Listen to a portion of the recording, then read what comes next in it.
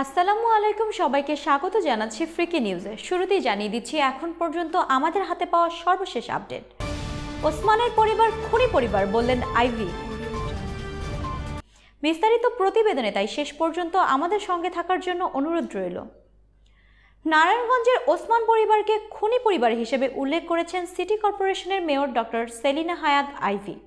বুধবার বিকেলে দেওভোগে শেখ রাসেল নগর পার্কে তানভীর মোহাম্মদ ত্বকী হত্যাকাণ্ডের ষষ্ঠ বার্ষিকী স্মরণে আয়োজিত শিশু সমাবেশে প্রধান অতিথির বক্তব্যে আইভি একথা বলেন।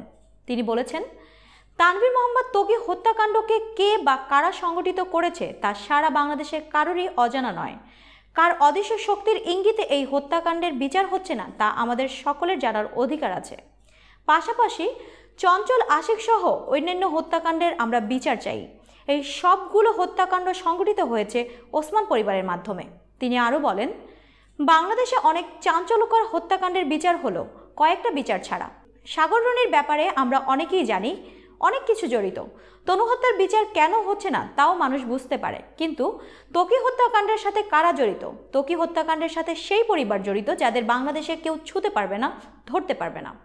সিটি মেয়র বলেন, নারায়ণগঞ্জ বাংলাদেশের আরেকটা ভূখণ্ড মনে হয় আমার। এখানে নির্বিচারে হত্যা, অত্যাচার, অবিচার করা হবে, কিন্তু বলার কেউ নেই।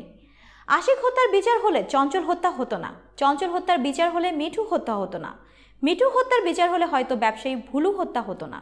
আর শেষ পর্যন্ত আমাদের ছোট সন্তানকে হারাতে হলো কেন? নারায়ণবাসীকে স্তব্ধ করার জন্য, ভয় দেখানোর জন্য।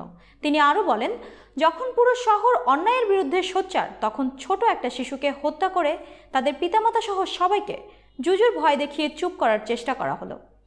ত্বকী হত্যার বিচারের দাবিতে প্রধানমন্ত্রীর প্রতি অনুরোধ জানিয়ে মেয়র বলেন, খুনি যত বড়ই প্রভাবশালী হোক না কেন তাদের বিচারের আওতায় আনা হোক। তিনি আরও বলেন, ত্বকী হত্যার বিচার না পেলে আমরা এ দাবি জানিয়ে যাব। তদ্রূপভাবে ওই ঘাতক খুনি পরিবারকে আমরা প্রত্যাখ্যান করে যাব।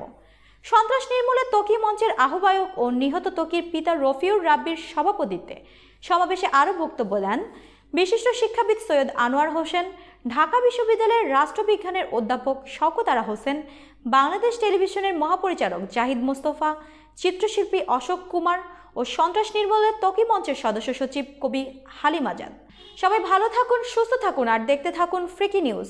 প্রতিদিনের প্রতি সেকেন্ডের সর্বশেষ আপডেট পেতে আমাদের চ্যানেলটিকে সাবস্ক্রাইব করুন ও লাইক দিয়ে আমাদের সঙ্গেই থাকুন। এতক্ষণ ফ্রিকি নিউজের সঙ্গে থাকার জন্য ধন্যবাদ।